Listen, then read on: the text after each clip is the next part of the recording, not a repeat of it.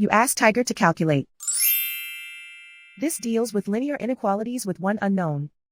The final result is x greater than -9. Let's solve it step by step. Isolate the x.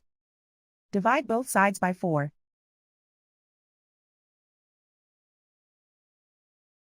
Simplify the fraction.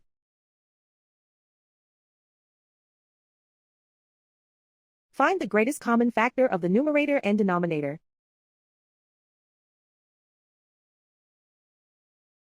Factor out and cancel the greatest common factor.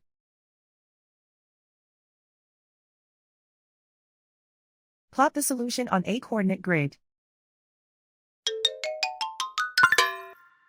And so the final result is x greater than -9.